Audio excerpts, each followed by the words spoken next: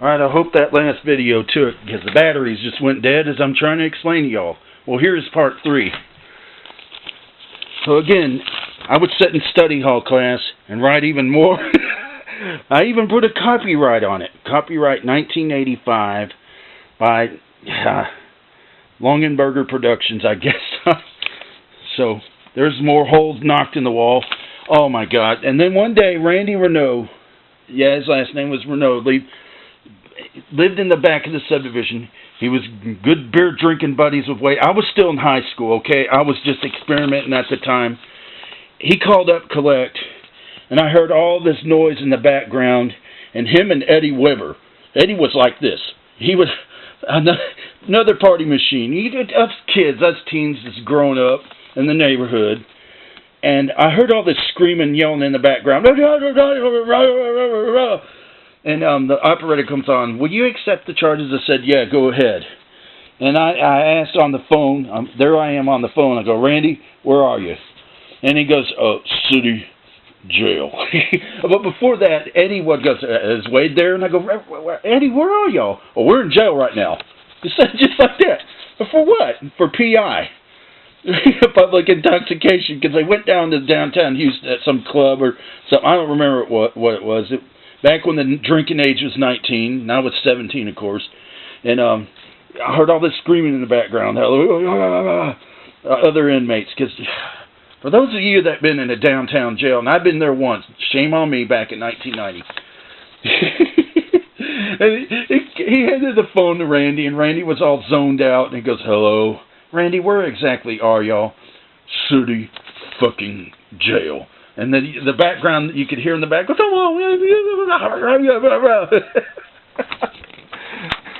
and I go, Randy, what do you got to say about that? And he hung up.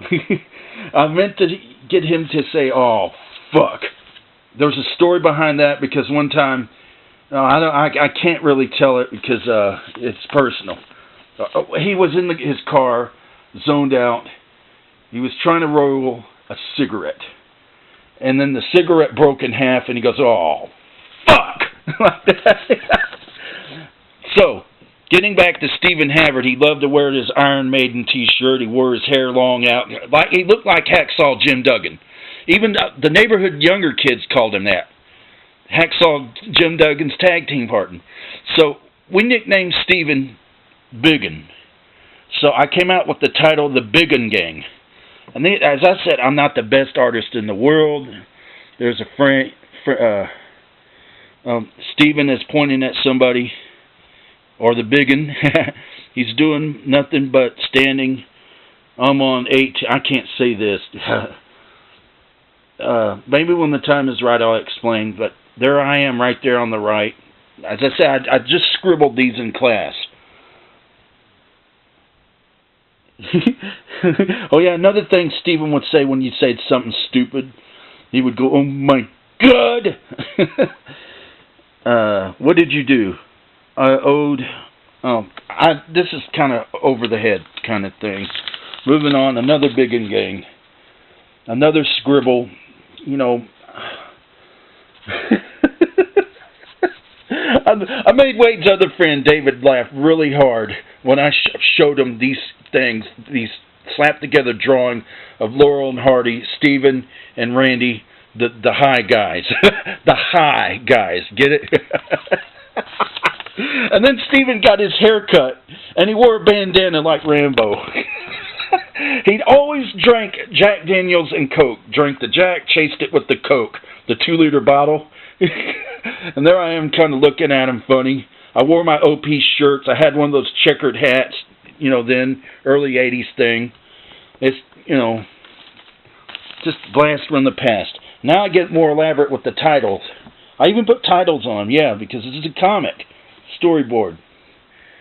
And, oh yeah, one time we were over at his house, and he said, his mom was gone, so we had a little party there. And he says, oh, who turned on the AC? No, I'm pissed. And he threw something down on the floor, like a pin or something like that. Little Todd right here in the middle. There I am sitting down. And he threw his cigarette butt on the floor. And Stephen freaked out. Ah, what are you doing? Okay, Todd, what is this?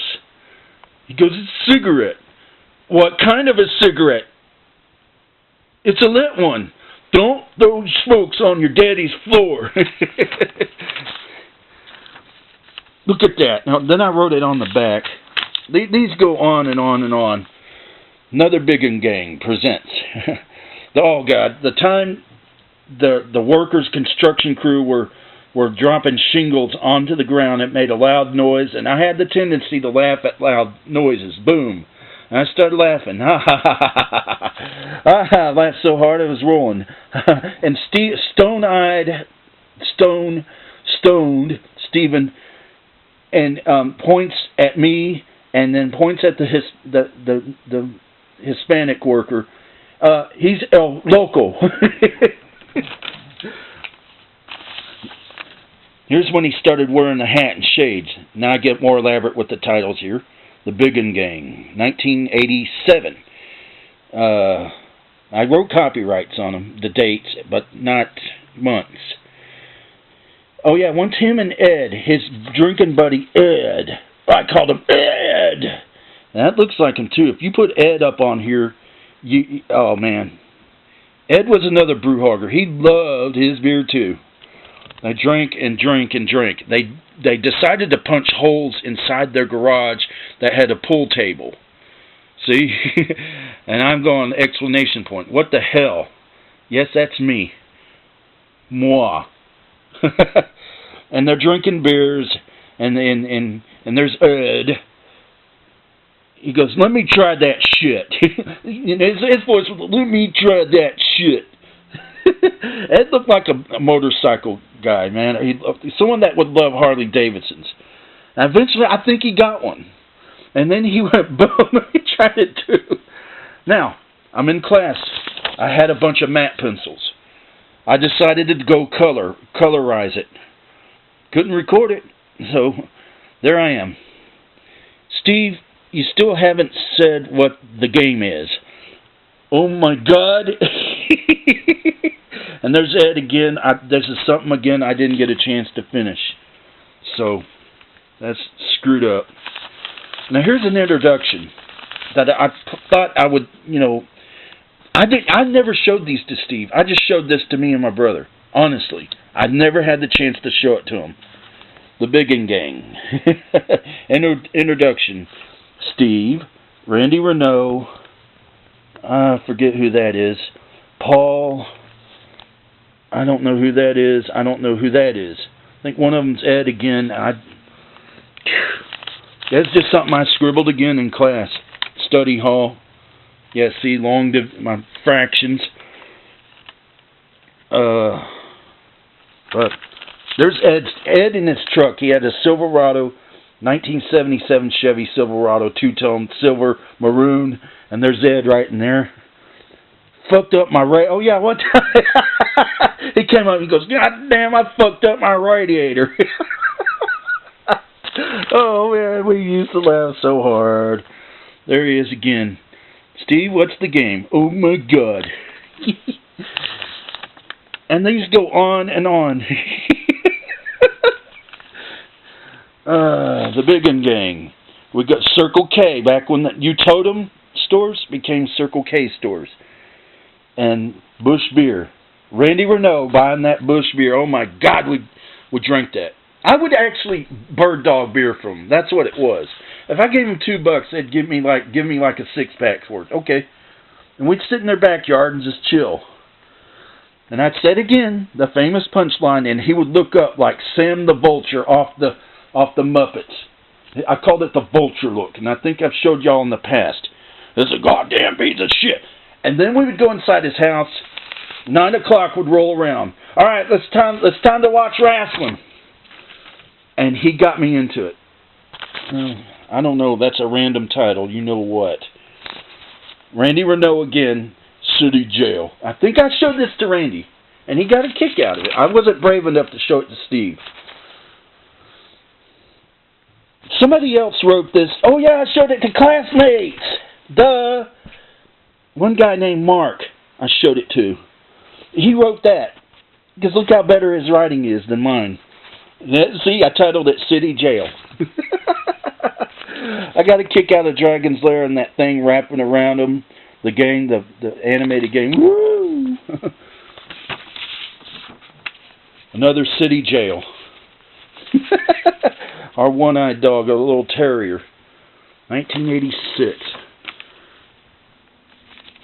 Some more holes. Some holes knocked in the wall. That's the best title. There's the holes. Oh yeah, half of one where he said, I go, Randy, why did you do that? I got mad at my old lady. I don't know why. And there was a half a hole right there where I was told by his younger brother where he hit a stud. and then turn over. Hell, if you say that one more time, there's going to be some holes knocked in your head. Oh, more to come, more to come. More to come, a lot more, guys. This is a random. Can y'all recognize that? Gung, gung, gung. Even dum, dum, dum. And this goes up to 1998, back when I was doing guard duty at the guard gate. Yes, I was still doing my job at the same... Y'all guys sit in a guard shack for 12 hours and see how you would handle it.